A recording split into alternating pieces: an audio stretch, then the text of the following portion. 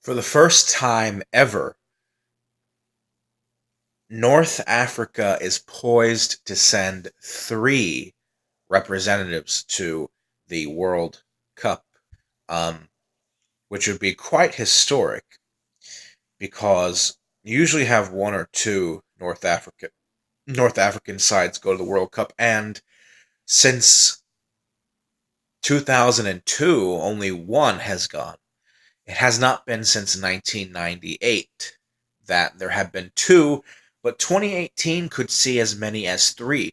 Now, keep in mind that Africa sends five teams to the World Cup. The fact that three out of five, a majority, 60%, could be all teams from North Africa is quite an achievement, really. And you look at the state of North African football, it's sort of going through a renaissance at the moment because Tunisia are back. They used to be World Cup regulars. Egypt has gone back to the World Cup. Morocco is doing really well. Only Algeria has been left behind in the dirt because they have collapsed in their group of World Cup qualifying. And it's funny because Algeria was the only African representative, the North African representative in 2010 and 2014, but this time we could have three different ones. Egypt has already qualified, but it's looking like Tunisia and Morocco will join the fray as well. Because while both Tunisia and Morocco have not officially qualified yet, the other teams in the group have some ground to make up, and they are in a distinct, very good advantage at the moment.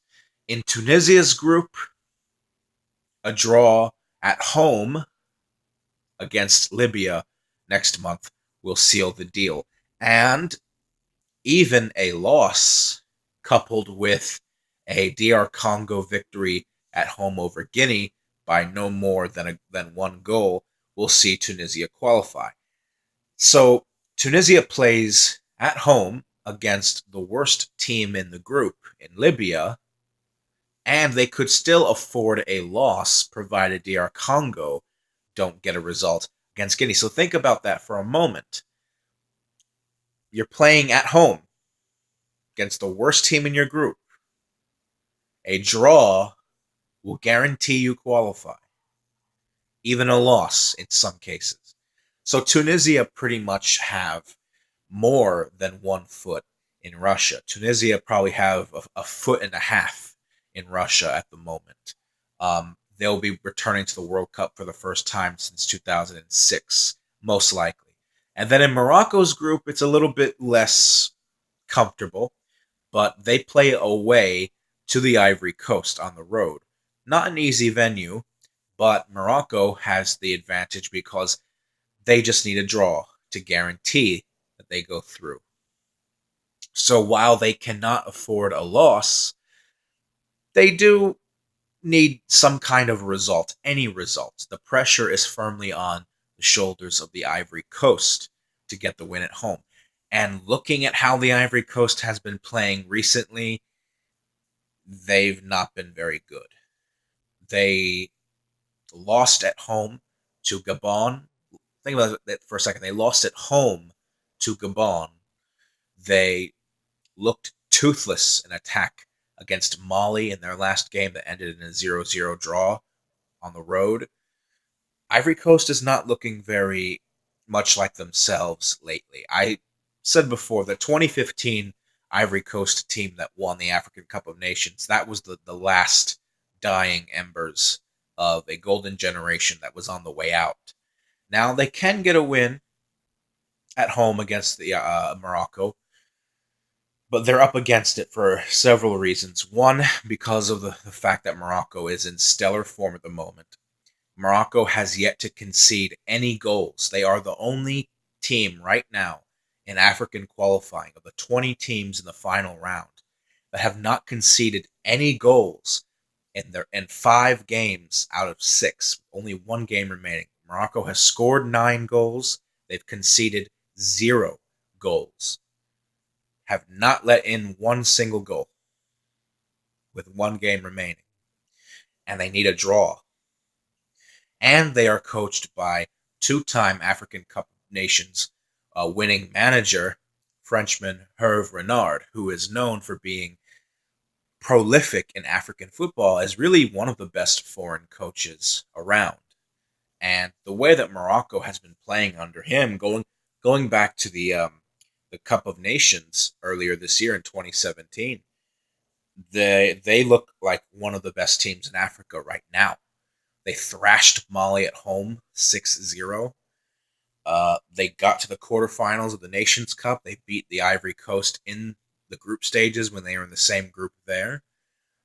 They could have gotten to the semifinals, but we beat them. We being Egypt. For the most part, I thought they outplayed us. I thought Morocco deserved to get to the semifinals. And if they had gotten to the semifinals, I think they could have beaten Burkina Faso and then got to the final, played Cameroon. I think they could have won the tournament. They were just unfortunate to have a run-in with us in the quarters. But we were not the better team. We were not the better team in that match. So I look at Morocco, and I'm thinking Ivory Coast is really in a lot of trouble. A lot of trouble. So we could be seeing a World Cup without the Ivory Coast for the first time since 2002 also. The Ivory Coast, you're sort of seeing like a paradigm shift in Africa. All the big teams from the last two World Cups are pretty much on the way out, except Nigeria. So that's going to be interesting to see. But we could have 3 North African sides in the World Cup. That would be historic. Me being, having North African heritage, that's something that I would like to see. Not going to lie.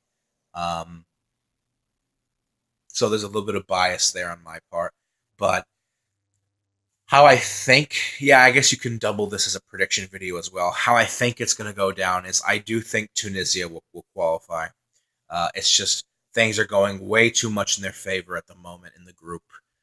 And DR Congo would have to pull off a big comeback and hope that Libya, another North African team, pulls off a big stunner on the road in Tunisia, which is unlikely.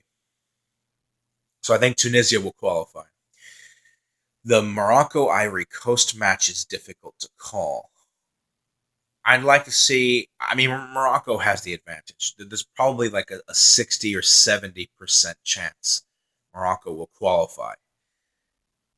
But for some reason, I just see something happening. I see the Ivory Coast stealing like a 1-0 victory. Like a 1-0 victory. That's why. So I think the Ivory Coast will just about take it, but I don't think they're going to look too good heading into the World Cup, to be honest. So that's it. I think there's going to be 2 representatives from North Africa next summer in Russia, but there could be 3. So leave a comment below, like, subscribe. What are your predictions for Tunisia and Ivory Coast's matches? And I'll see you guys in my next video. Until then, take care. Much love. Have a good day. Peace out.